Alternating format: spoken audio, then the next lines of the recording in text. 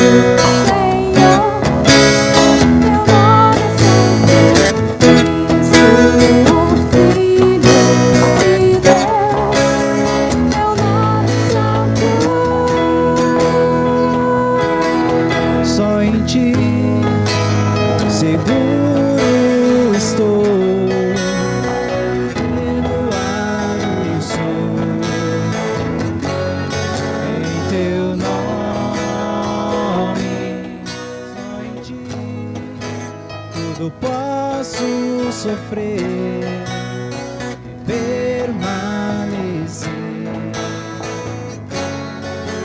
teu nome.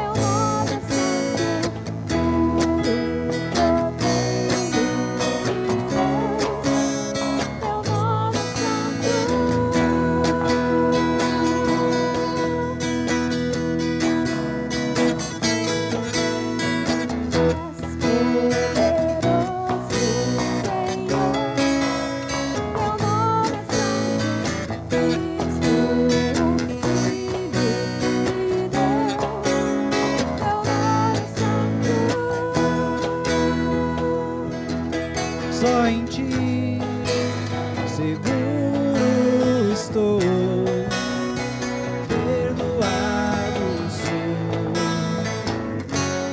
Em teu nome,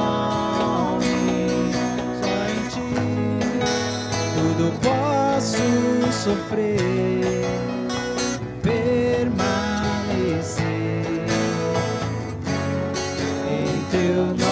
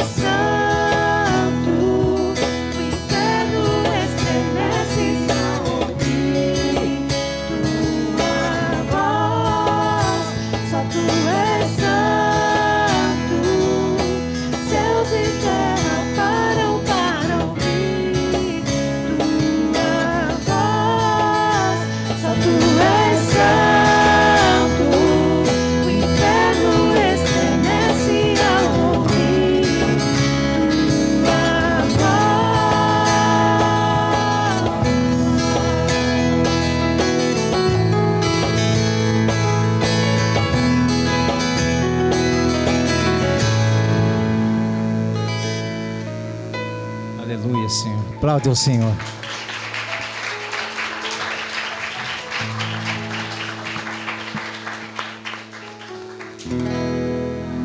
No livro de Apocalipse, tem um versículo, não me lembro agora qual é, mas os teólogos aí lembram, onde diz que o Senhor enxugará dos nossos olhos toda lágrima. 21:4, isso mesmo. Eu sabia que era isso.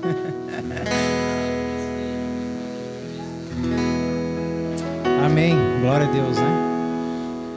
Eu acredito que quase todos aqui conheçam essa canção. Ela é uma canção muito clássica. Vamos cantar juntos.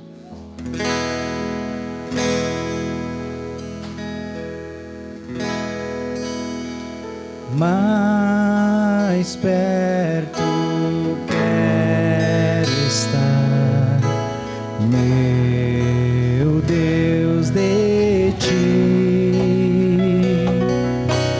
ainda que seja dor que me una a ti.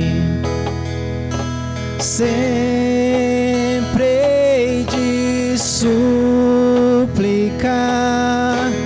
mais perto quero estar, mais perto quero estar, meu Deus, de ti. Andando triste aqui na solidão, paz e descanso ali teus braços dão. Sempre hei de suplicar, mais perto quero estar, mais perto quero estar, meu Deus, de ti. Minha alma cantará a ti, Senhor, cheia de gratidão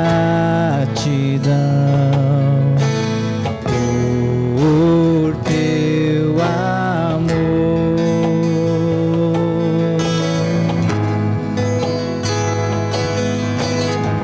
Senhor Deus, nós te adoramos, Senhor. Te louvamos, Deus, porque o Senhor se fez carne, Senhor, e habitou entre nós, e deu sua vida por nós, ó Deus.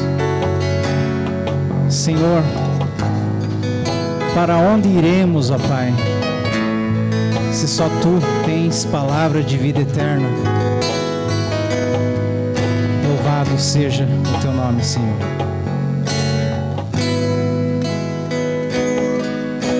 Sempre hei de suplicar, mais perto quero estar, mais perto quero estar, meu Deus, de ti. Aplaude bem forte ao Senhor. Um dia estaremos eternamente com Ele, onde não haverá mais dor, nem tristeza, nem choro e nem dor. Amém? Podei vos assentar.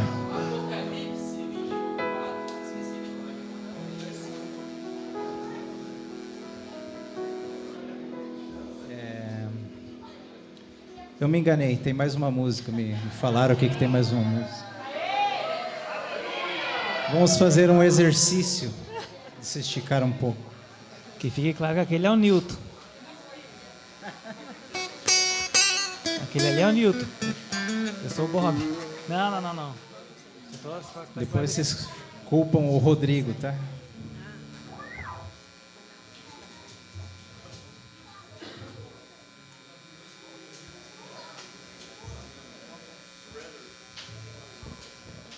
Surrender.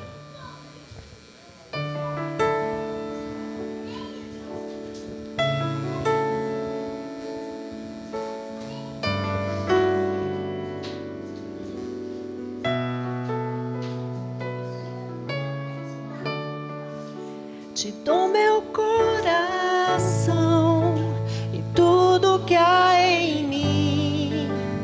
Entrego meu viver por amor a ti, meu rei.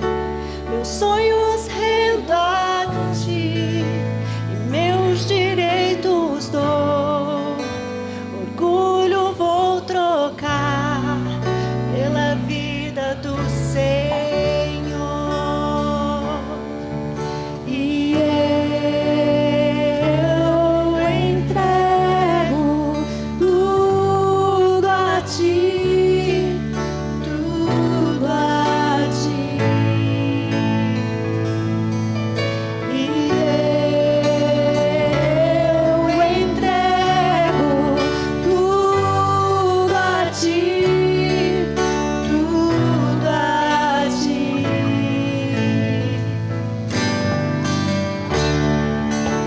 Eu canto esta canção de entrega de Jesus, e o que o mundo dá eu deixo aos pés da cruz, por conhecer a ti, teu nome dá louvor, sentir sua alegria, partilhando tua dor. E eu entrego tudo a ti, tudo a ti. E eu entrego tudo a ti, tudo a ti.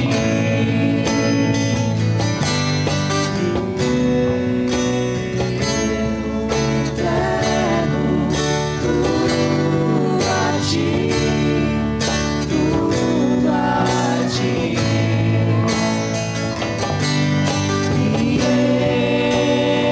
eu entrego tudo a ti, tudo a ti.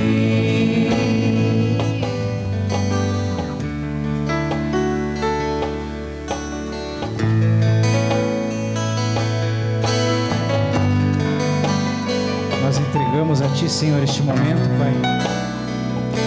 Recebe, Senhor, nosso louvor, ó Deus. Nós te adoramos, Senhor, porque Tu és santo, digno de toda honra, toda glória e todo louvor, Senhor. A Tua igreja, Senhor, te louva e engrandece o Teu nome, Senhor. Exalte ao Senhor, irmão. Diga a Ele palavras de amor, de gratidão. Aleluia, Senhor. Santo. Santo é Teu nome, Senhor.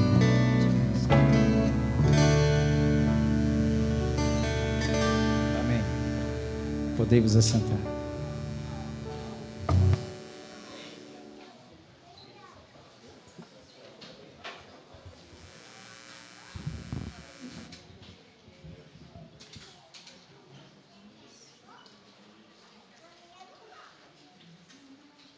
Amém, queridos. Vamos conhecer nossos visitantes nessa noite. Quem está aqui pela primeira vez nos visitando, só levanta a mão para que a gente possa conhecê-lo. Teu nome, querido? Bruno. Seja bem-vindo, Bruno. Deus te abençoe, querido. Ali tem os pais da Priscila, também pela primeira vez. Não, já vieram na Gólgota outras vezes, né? Então, aqui é a primeira vez, né? Então, visitando pela 10ª vez. Sejam bem-vindos, queridos. Mais alguém pela primeira vez na Gólgota? Kenny também. A Mica não saiu, né? Quem saiu foi ele só, né? Então, amém, queridos. Vamos ter o nosso tempo de recolhimento de ofertas. Ali está o nosso Pix, queridos. A gente não teve tempo ainda de ver muitos barracões. O pessoal tem mandado bastante lugar para a gente dar uma olhada, mas a gente não conseguiu ainda ir atrás disso. Eu viajei semana passada e também praticamente a semana toda eu não tive como ir dar uma olhada, mas essa semana eu espero que essas coisas se desenrolem um pouco mais. Nós estamos com vários barracões para dar uma olhada, então continue orando, amém? Para que Deus nos ajude a encontrar o lugar ideal, para que a gente possa continuar tendo esse momento de comunhão e desenvolvendo o nosso chamado. Amém, queridos? O pessoal tem me mandado alguns barracões assim, que eu sempre vou pedir para vocês entrar no Google Maps lá e dar uma olhada na questão de vizinhança. Assim, tem lugares que ficam do lado de condomínio, lugar de casas residenciais, daí é ir para se incomodar, né? Para a gente incomodar e se incomodar. Então, não é esse o propósito. O ideal é que a gente tenha um espaço de um lugar que seja comercial e que não tenham de vizinhança, né, porque realmente para o tipo daquilo que a gente se propõe a fazer, não hoje exclusivamente, né, mas o louvor na sua normalidade acaba tendo essas implicações com relação à vizinhança. Então, mesmo lá na Visconde Guarapuava, volta e meia a gente estava se incomodando com vizinhos lá. Então, amém? Só dá uma olhadinha lá, porque às vezes vocês me mandam os lugares, daí quando eu vou ver o mapa, falei, o pessoal não olhou no Google Maps, né? Só olhou o barracão, tá bom? E também, né, queridos, sejam um pouco criteriosos, né? Que tem gente que está me mandando os lugares que nem para garagem servem, né? Nem para depósito. Então tomam esses devidos. A gente é favela, mas nem tanto, né? Tá certo? A gente é filho do rei, amém? Chamar as crianças aqui na frente. Ali. Vamos chamar as crianças, já oro também pela questão dos dízimos, das ofertas.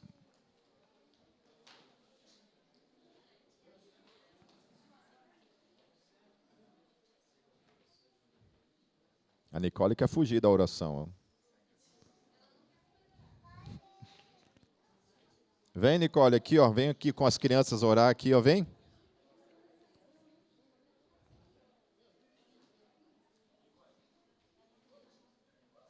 Vem orar com ela aqui, tio.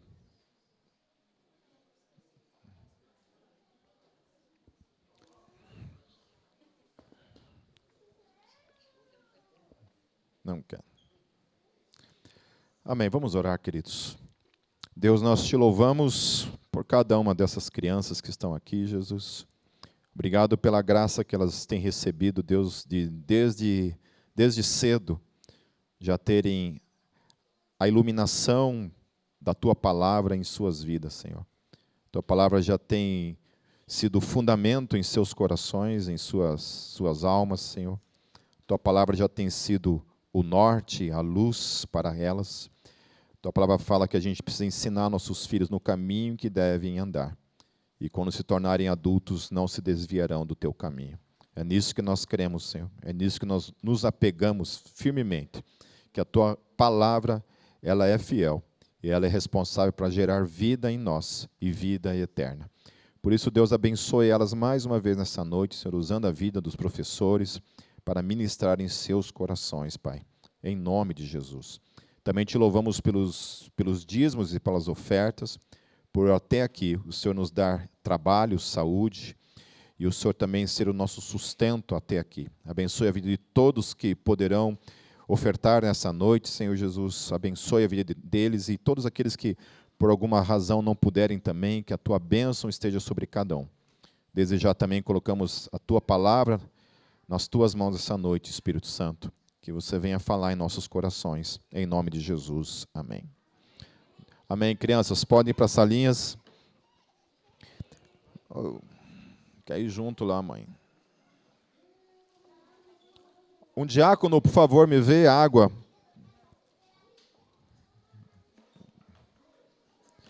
Abram suas Bíblias, queridos, no Salmo de número 9.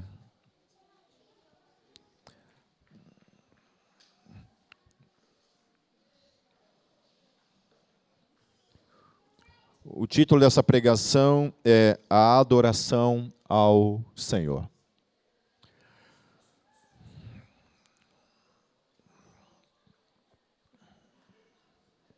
Mais uma vez, enfatizando, queridos, que o livro de Salmos é o livro que nos ensina a orar, é o livro que nos ensina a adorar, é o livro que nos ensina o louvor, é o livro que nos revela coisas acerca de Deus que até então, antes de Davi, nós não tínhamos essa revelação do ser de Deus de modo tão explícito e claro, né? Talvez ele tenha sido um dos primeiros profetas na Bíblia, né, a profetizar salmos em relação ao Messias, né, muito antes de Isaías e alguns outros profetas que vieram a posteriori, mas ele foi um dos primeiros que recebeu essa revelação acerca do Messias. Então, há vários salmos que nós vemos no Novo Testamento falando que se cumpre em Jesus, né? O próprio trono de Davi, no Novo Testamento, é mencionado como o trono ao qual Jesus se assentaria para todo o sempre, né? Aleluia. Amém? Certo? Então, tudo isso apontando para Jesus. Então, os salmos, eles nos ensinam esse aspecto a respeito do louvor e da adoração, acerca do ser de Deus. E nessa noite a gente vai ver alguns aspectos acerca da adoração. Por que que nós adoramos a Deus? Então, lá no versículo 1, diz assim: Senhor, quero dar-te graças de todo o coração e falar de todas as tuas maravilhas. Então, essa palavra coração, que a Bíblia fala, é uma palavra que a gente entende coração de uma forma, né? Coração para nós é o que está aqui dentro, né? Aquilo que bate, que bombeia o sangue do nosso corpo, né? Mas no original hebraico, essa palavra ela significa o ser interior. Algo ligado à questão do espírito da alma, mas é a nossa mente, aquilo que produz um entendimento, aquilo que coordena a nossa vida. Então, o salmista está falando assim, olha, todo o meu ser, o meu espírito, a minha pessoa, aquilo que eu sou, reconhece quem Deus é e adora aquele que é. Amém? Então, isso tem a ver com louvor e adoração. Primeira coisa é isso. Ele é um reconhecimento de quem Deus é de modo claro na mente. Então, a gente não tem um falso entendimento acerca de Deus, por exemplo, ser uma pessoa.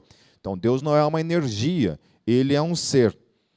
Tem um autor chamado, acho que é Darrell Hill, o nome dele, que ele fala uma questão, primeira vez que eu também tive acesso a esse tipo de informação, foi com relação à questão de Deus não ter uma forma, né, que muitas vezes a gente fala isso, e muitas vezes os autores bíblicos, eles pegam elementos humanos para definir Deus. Então, por exemplo, os olhos de Deus, a boca de Deus, né? Os profetas, quando tinham a visão de Deus, eles viam Deus com pés, com braços, assentado num trono, cabelos brancos. Então, essa era a visão que esses homens tinham acerca de Deus. E uma das coisas que o Darrell Hill ele fala uma coisa interessante. Ele fala que quando a gente vai tentar descrever o que é um espírito, a gente tem dificuldade de descrever o que é a essência chamada espírito. Porque o espírito, ainda que não seja uma coisa material, física, palpável, concreta talvez, um espírito é algo. O espírito é algo. Então Deus não pode ser classificado num tipo de definição de algo que não existe, por exemplo, de algo que não é. Porque muitas vezes ao tentar falar que Deus não tem mãos, não tem pés, não tem boca, não tem olhos, não tem nada, a gente praticamente reduz Deus a algo, a nada, entende? Então, o que ele fala é algo interessante, porque Deus é. E aquilo que os profetas enxergaram, eles definiram com algo, talvez, de aspectos humanos, mas era o que eles estavam vendo. Então, Deus é algo. Ele é um ser, cujos elementos nós não sabemos definir, mas Deus é algo que existe no tempo e na história. Amém? Certo? Porque muitas vezes as pessoas vão definir Deus e definem Deus como algo que é nada, na verdade. Entende? Então, não tem problema.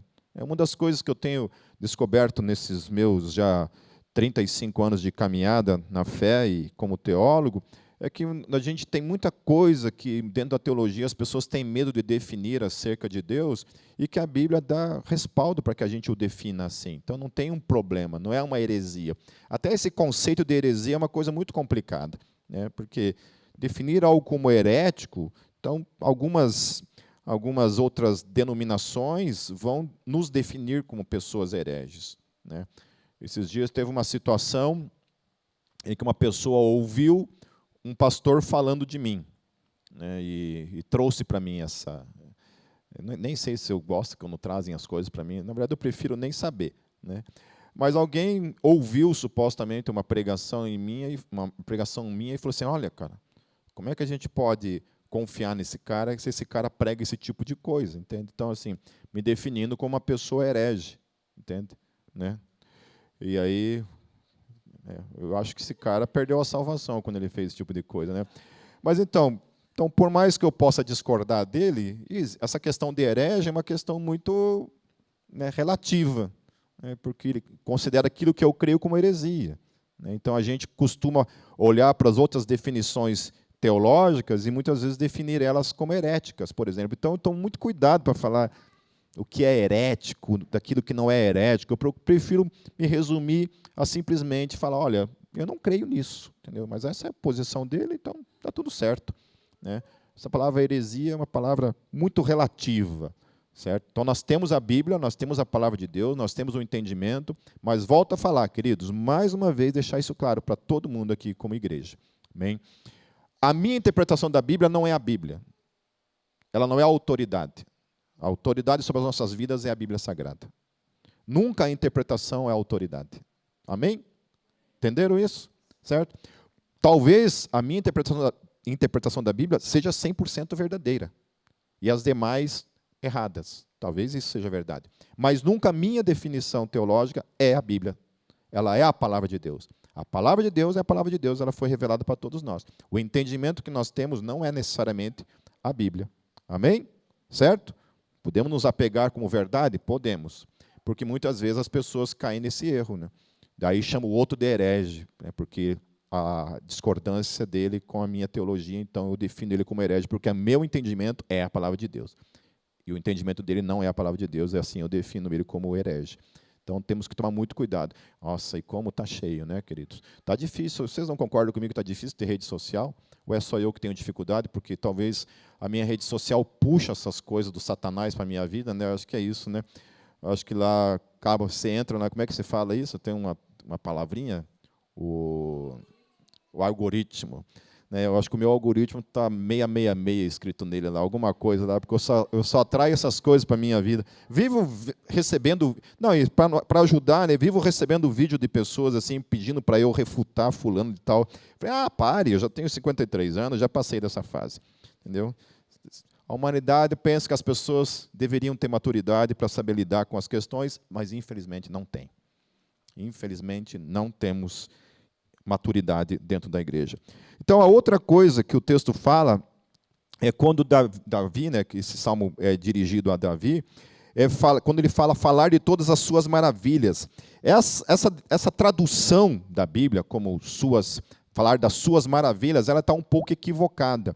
Nós temos certos vícios na nossa tradução, que quando nós vamos olhar para o texto original, lá no hebraico, por exemplo, o hebraico não é bem isso que o hebraico está falando.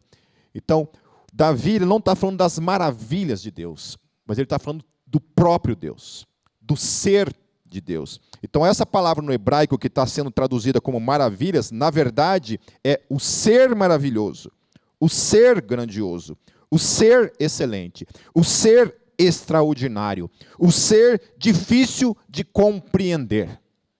Então, a tradução mais fiel ao hebraico, querido, seria: com o profundo do meu ser, eu te louvarei, Yahvé.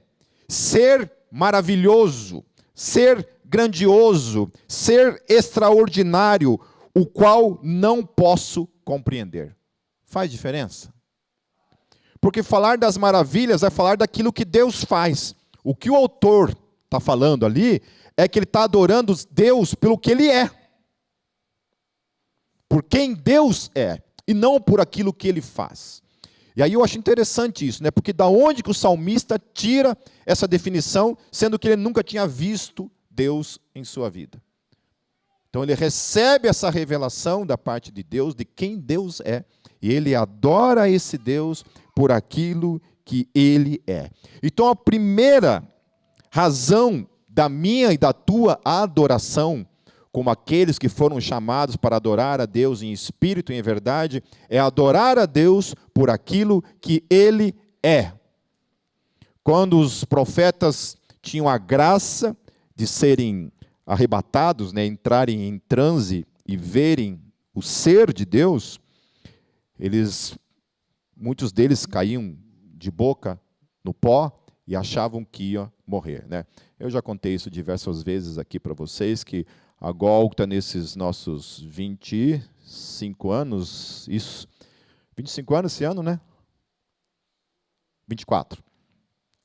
Nesses 24 anos nós já tivemos algumas experiências assim de morte, sensação de morte em uns cultos em que a presença de Deus era tão forte, né? Eu não estou dizendo que Deus não está aqui, hein? Tira da cabeça esse negócio que hoje eu não chorei no culto, eu não senti a presença de Deus. Não é disso que eu estou falando. Amém? Certo? Deus está aqui, ponto final, independente se você sente arrepio, não sente arrepio, né? Amém? Se tocou Power Praise no louvor, se tocou Vineyard, indiferente, certo? Deus está aqui e amém. Temos que nos libertar de ligar sensações, sentimentos com a presença de Deus, amém? Ele está aqui e sempre estará porque Ele prometeu. Então não depende de nós, isso não é uma promessa minha. Ele nunca falou assim, olha, eu só vou estar lá, e a prova que eu vou estar lá é se você sentir um arrepio durante o culto. Não sentiu, então eu não estava lá. Amém? Porque tem igrejas que é assim, querido. Se você não estiver lá, né? Eu mandei um vídeo para umas pessoas essa semana, o cara falando supostamente em línguas lá, que, meu Deus do céu. Eu fico pensando como as pessoas permanecem nesse tipo de igreja. Né? Não estou falando mal de falar em línguas, mas aquilo ali era visivelmente uma coisa assim, uma falta de respeito com a pessoa do Espírito Santo. Mas, voltando ao que eu estava falando, tivemos essas experiências, né, e foi literalmente isso, de uma sensação, ao mesmo tempo, de glória, de sentir algo que nunca havia sentido antes, mas, ao mesmo tempo, um tremendo de um temor e um medo de que aquilo ia consumir. Pelo menos essa foi a minha experiência, não sei nos demais que estavam vivenciando isso. Mas essa sensação de que, caramba, de orar e falar para Deus, Deus, para, você vai me matar, de achar realmente que ia morrer por causa daquela manifestação. Então, essas pessoas, quando elas viam Deus, eles ficavam nesse êxtase, né, de ver algo tão surpreendente, tão maravilhoso do ser de Deus. Então, o ser de Deus nos remete, nos leva a essa contemplação, a essa adoração do seu ser. E isso é interessante porque Deus colocou dentro de cada um de nós, cada um, independente se você é crente, se você não é crente, Deus colocou em cada ser humano esse desejo por Ele, essa fome por Ele, esse desejo de um dia vê-lo, de um dia conhecê-lo, de caminhar com Ele. Isso é algo que todos nós carregamos. Eu, antes de me converter, até tem uma letra do Desertor que eu falo sobre isso, né, que andava caminhando nas ruas com fome de Deus e nem sabia. Né, não sabia. Aí a gente troca Deus pelas drogas, a gente troca Deus pela sexualidade, a gente troca Deus por outras coisas, achando que aquilo lá é Deus, quando na verdade o que nós estamos em busca é de Deus em nossas vidas. Amém, queridos? Então, a primeira razão da nossa adoração é por aquilo que Deus é. Então, não é por aquelas coisas que Ele nos dá, não é porque Ele faz isso, faz aquilo na nossa vida, mas a primeira razão é por quem Deus é. Nós amamos Ele porque Ele é quem Ele é. Amém? As nossas relações não é assim. Eu amo a minha esposa não pelas coisas que ela faz para mim. Eu amo ela por aquilo que ela é. Amém? Não posso dizer o mesmo dela por mim, né? Provavelmente o amor dela aumenta e diminui de acordo com as coisas que eu faço, né, amorzinho? Se eu lavo uma louça, por exemplo. Mas nós amamos as pessoas por aquilo que elas são. Amém? E não por aquilo que elas nos dão. Se ama por aquilo que se dá, então isso não é amor, isso é outra coisa, né? Isso é interesse. Porque eu fico pensando, né, quantas pessoas que amam a Deus somente quando Deus dá as coisas. E não por aquilo que Ele é. Ama a Deus por medo de ir para o inferno. Ama a Deus por causa das bênçãos. Eu acho interessante, né, no Sermão da Montanha, quando Jesus está falando ali, aquela multidão, né, ele alimenta aquela multidão, e aí quando ele começa a tratar de discipulado, sobre seguir a Ele, o que as pessoas fazem? Vazam. Essas pessoas amavam a Jesus ou estavam atrás somente das suas bênçãos, somente dos seus milagres e da sua provisão? Nós amamos a Deus quando nós estamos passando por necessidade. Nós amamos a Deus quando nós estamos doentes. Nós amamos a Deus quando nós perdemos algo na nossa vida. Nós amamos a Deus mesmo assim, por aquilo que Ele é. Deveríamos continuar amando a Deus por tudo aquilo que Ele é, independente do que ganhamos ou deixamos de ganhar. A nossa razão porque amamos Ele e adoramos Ele é por aquilo que Deus é. Então, começar o dia adorando a Ele por aquilo que Ele é a melhor coisa que nós podemos fazer na nossa vida. Todos os dias acordar e adorá-lo por aquilo que Ele é. Amém?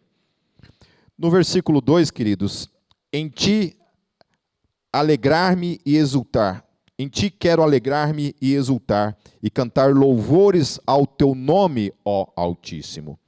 Quando os meus inimigos contigo se defrontam, tropeçam e são destruídos, pois defendeste o meu direito e a minha causa. Em teu trono te assentaste, julgando com justiça. Repreendeste as nações e destruíste os ímpios para todo o sempre, apagaste o nome deles. O inimigo foi totalmente arrasado para sempre.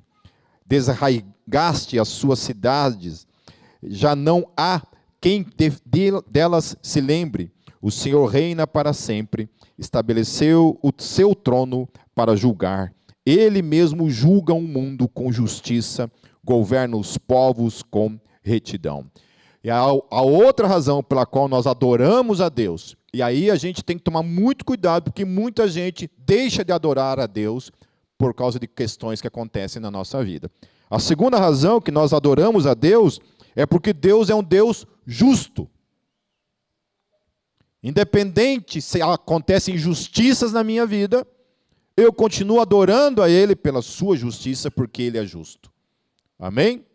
Então, quantas e quantas vezes a gente não é impelido a olhar para o governo de Deus, o reinado de Deus, e achar que Ele está sendo injusto comigo?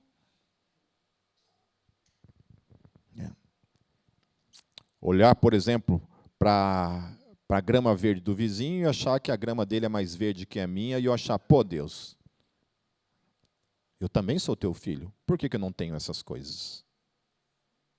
Ou a gente não passa por isso? Sentir inveja daquilo que os outros têm e nós não temos? Hoje eu estava no Instagram ali, passou um vídeo de uma igreja que está em alta ali, aí mostrando a estrutura, né? Meu coraçãozinho na hora ali, né?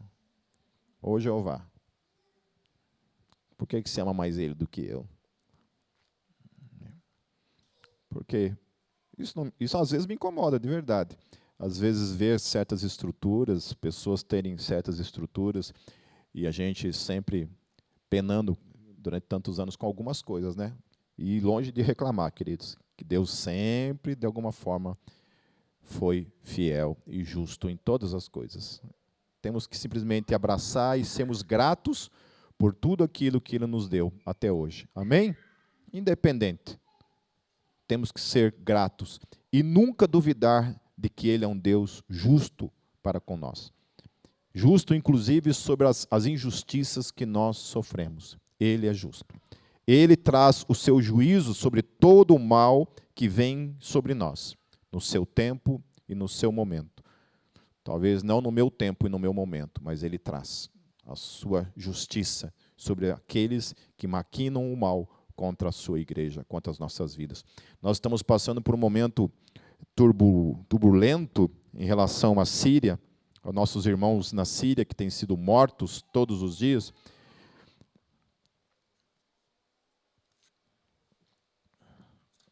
E eu fico pensando, né, olhando para essa situação desses mártires que estão simplesmente morrendo, né, e a gente recebe alguns vídeos do que está acontecendo.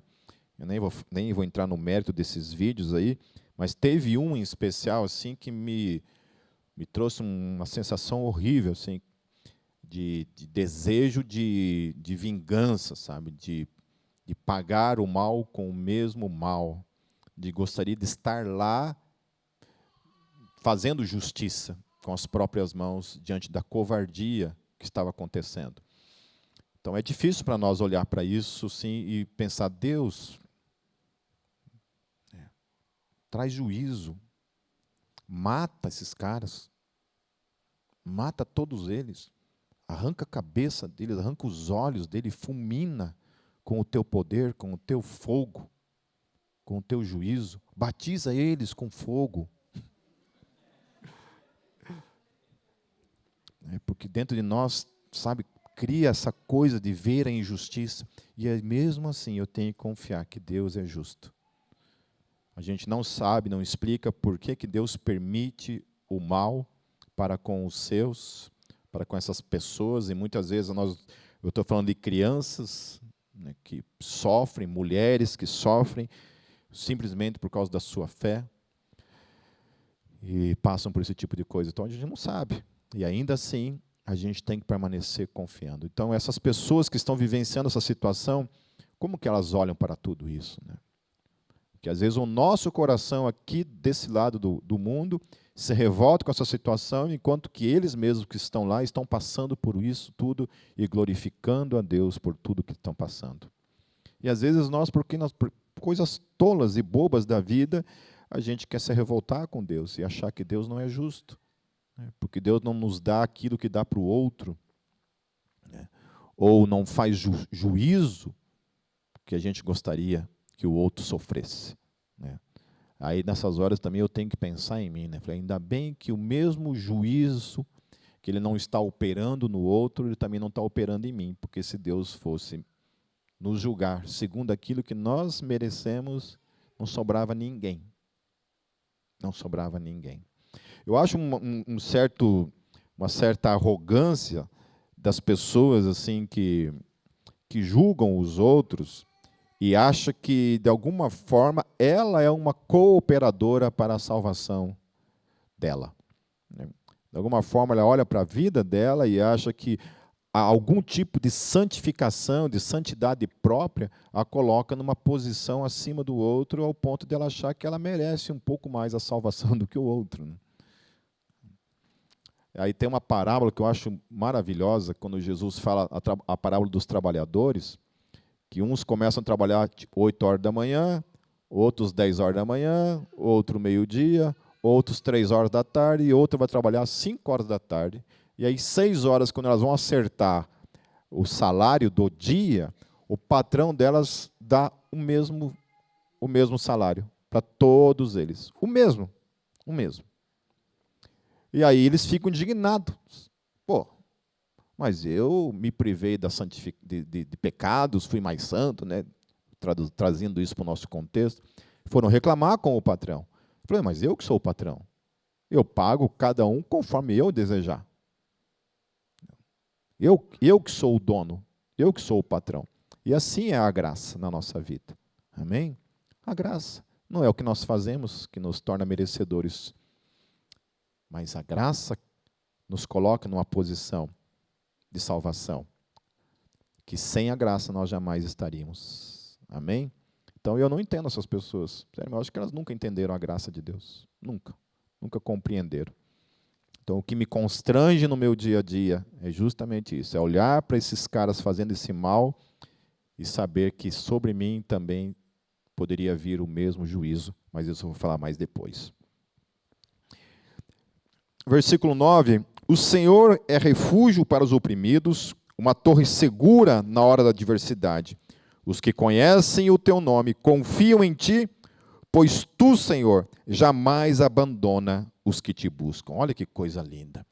Então, a terceira razão da adoração é porque ele jamais abandona os seus. Aleluia. Quantas vezes você se sentiu abandonado por Deus? Que Deus, de alguma forma, não está cumprido com a parte dele quando ele prometeu que sempre estaria com você. Quem já se sentiu abandonado por Deus? Eu não tenho vergonha, eu já me senti.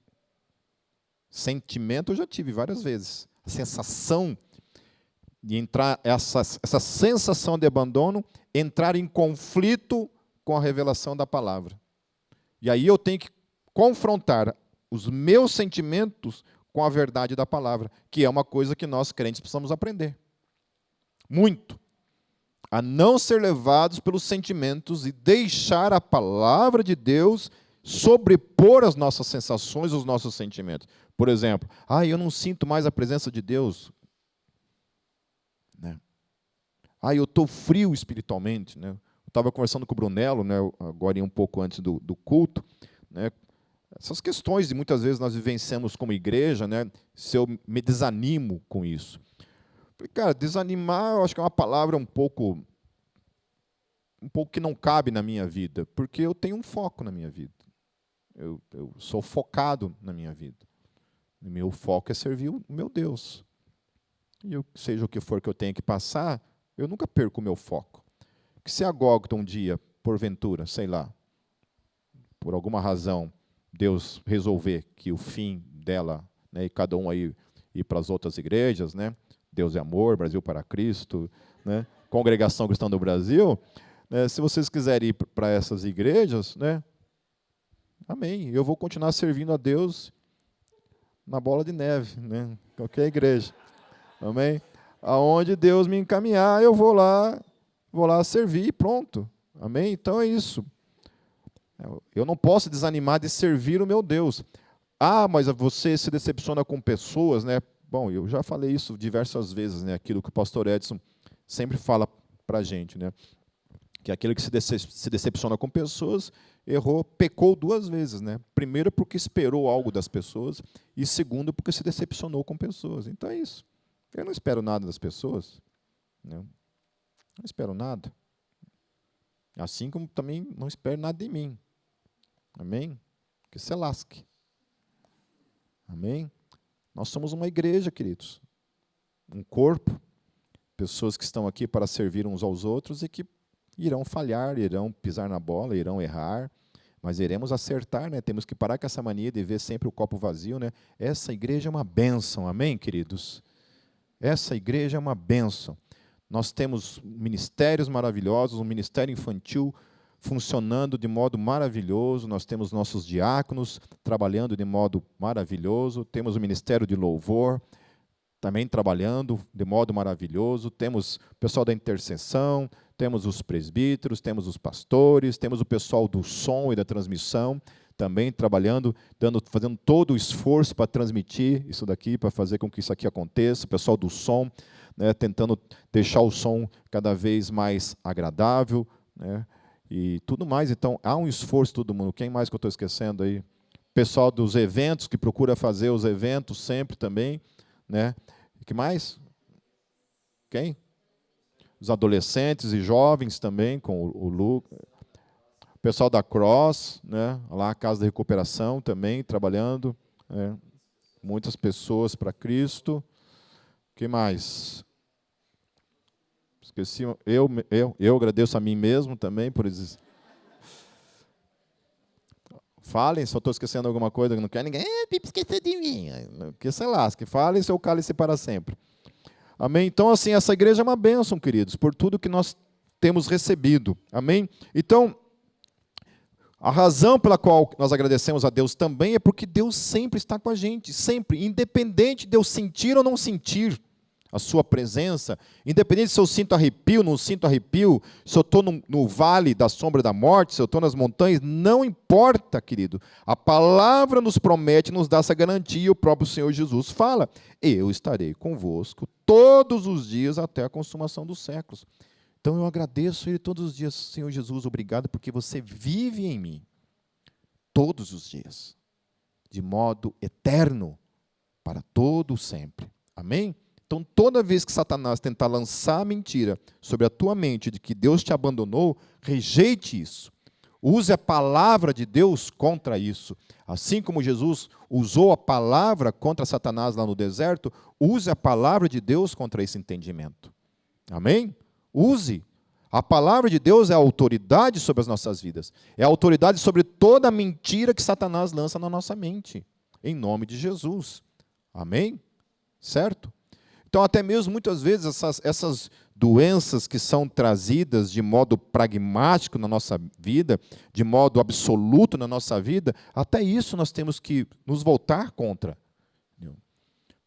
Há questões que você continua tomando remédio, não estou dizendo que você tem que parar de tomar remédio nesse sentido, continue tomando remédio, amém?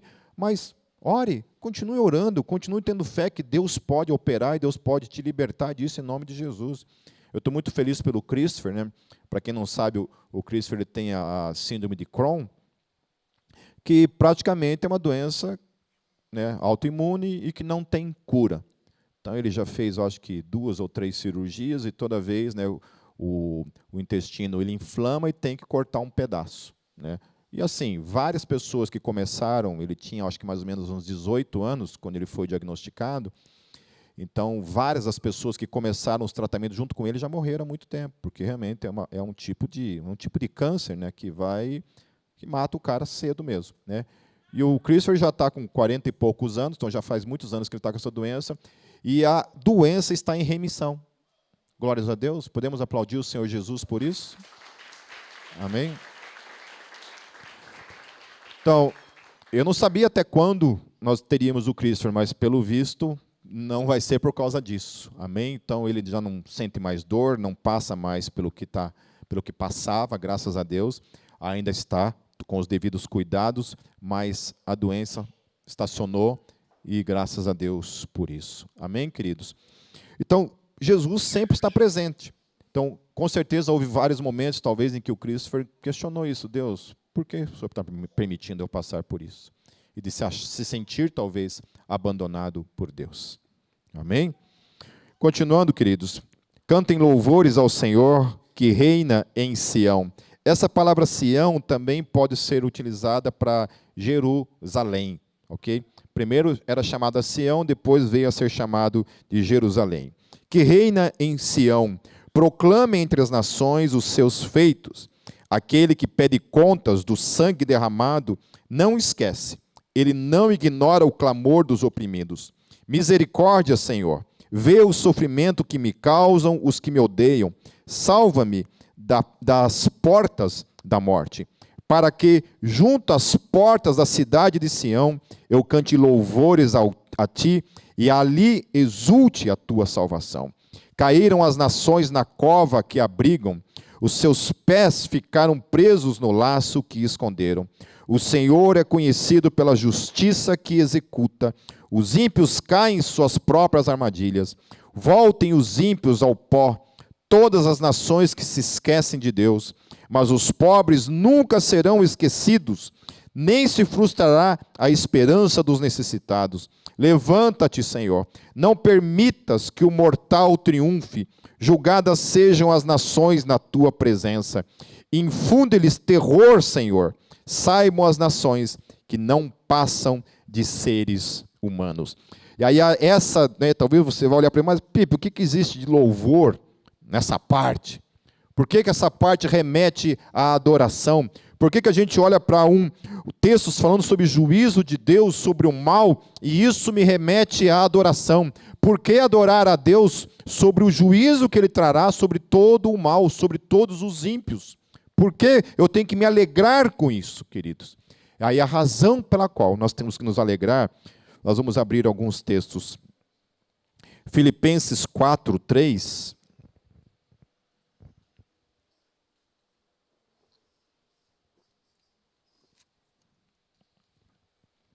Diz assim o apóstolo Paulo: sim, e peço a você, leal companheiro de julgo, que as ajude, pois lutaram ao meu lado na causa do Evangelho com Clemente e meus demais cooperadores. Os seus nomes estão no livro da vida. Aleluia. Em Apocalipse 20, versos 10 a 15, queridos.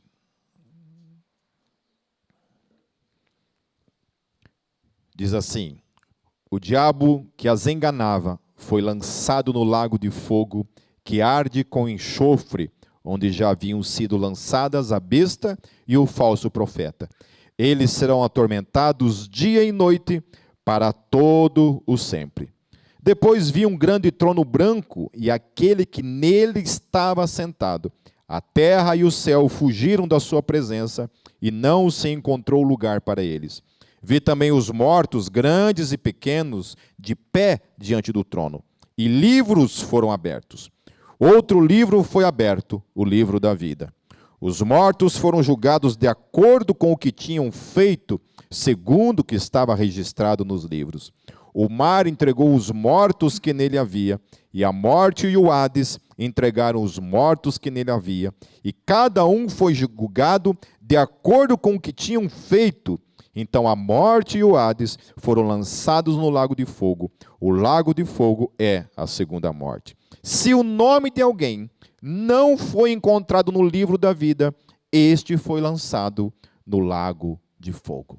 Então, o autor, a revelação que João recebe da parte de Jesus no livro do Apocalipse, nós não podemos esquecer que o livro do Apocalipse é uma revelação da parte de Deus para o apóstolo.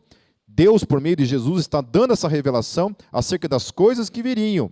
Então, é o próprio Deus quem está falando que isso vai acontecer. Isso aqui não é uma especulação de alguém. É o próprio Deus que está dizendo desse juízo. E Deus aqui está falando que livros serão abertos no dia do juízo. Livros. E tudo aquilo que cada um dos seres humanos fizeram será julgado segundo aquilo que está escrito em cada um desses livros. Então, todo o mal que o ímpio faz é escrito nesse livro. Olha, mentira, egoísmo, adultério, homicídio, roubo, tudo mais. Está lá. E aqui o texto fala que outros serão julgados não pelo que estão escritos nesses livros da vida, mas porque os seus nomes estão escritos aonde? No livro da vida. E ali não está falando de obras, simplesmente os nomes estão ali. Os outros são julgados pelas coisas que fizeram. Esses são julgados porque os seus nomes estão escritos no livro da vida. Daí em Apocalipse 17, 8, queridos, estou quase encerrando, João também tendo a visão, ele escreve: a besta que você viu era e já não é. Ela está para subir do abismo e caminha para a perdição. Os habitantes da terra, olha o que está escrito, cujos nomes não foram escritos no livro da vida desde a criação do mundo, ficarão admirados quando virem a besta, porque ela era, agora não é, e entretanto virá. Especialmente essa parte, cujos nomes não foram escritos no livro da vida desde a criação do mundo. Lá em Apocalipse 21, 27, é só mais 2 textos curtos, falando a respeito do céu, a respeito do mundo vindouro, do mundo por vir. Olha a revelação que Deus dá para João. Fala assim: nela, no céu, nela jamais entrará algo impuro, nem ninguém que pratique o que é vergonhoso ou enganoso, mas unicamente aqueles cujos nomes estão escritos no livro da vida do Cordeiro. Aleluia? Amém? Como que o meu e o teu nome foram escritos no livro da vida? Aonde que eles foram escritos? Você já tinha nascido? Você já tinha feito alguma coisa de bom ou de mal? Não, você não existia. Deus, antes da fundação do mundo, escreveu lá: Volmir de Bastos.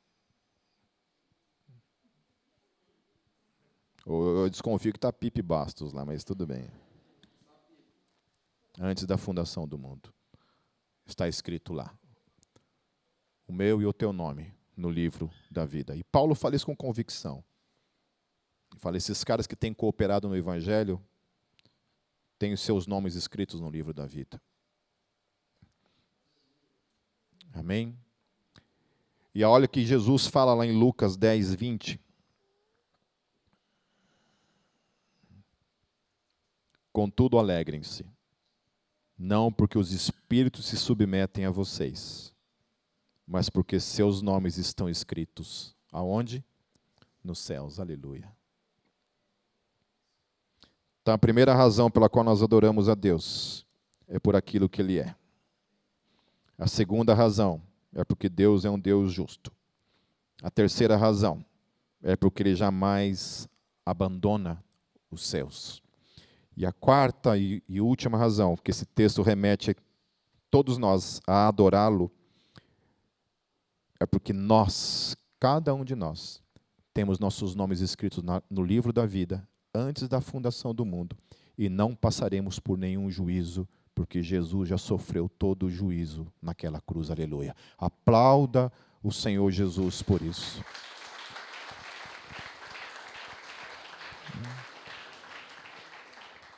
Então imagine você acorda todos os dias com essa certeza, essa convicção de que o teu nome está escrito no livro da vida.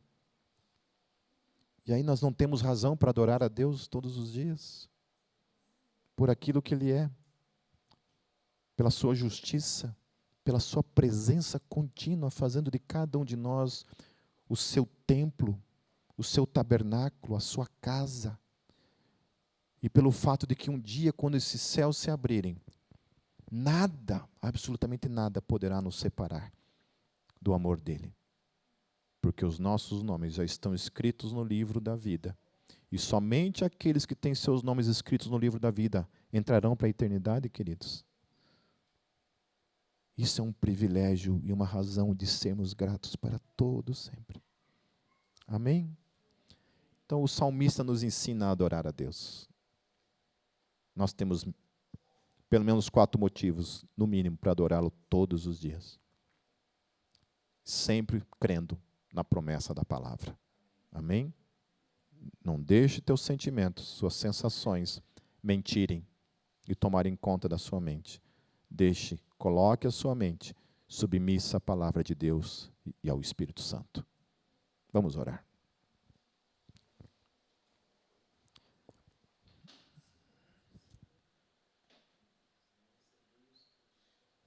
Deus, nós te louvamos pela revelação da tua palavra, por aquilo que tu tens revelado aos teus profetas,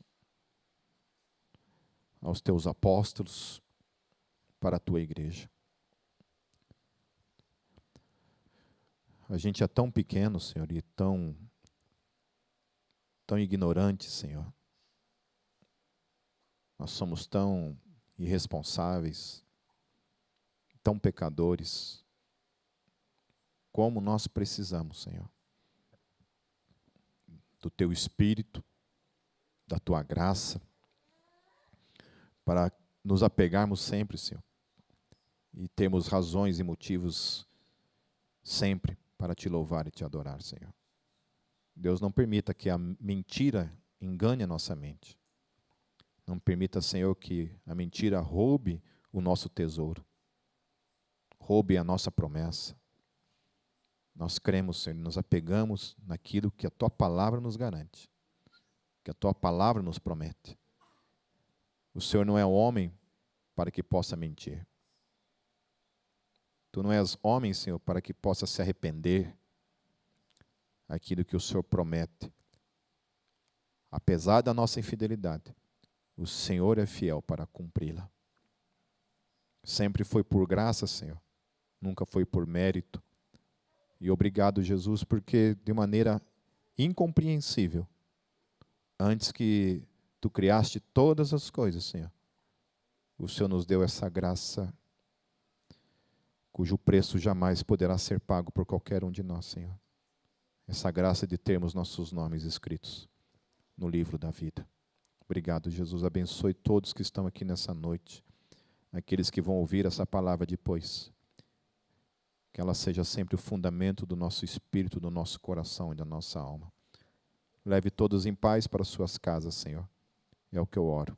Em teu nome, Jesus. Amém. Deus os abençoe, queridos. Tenham uma semana abençoada, em nome de Jesus.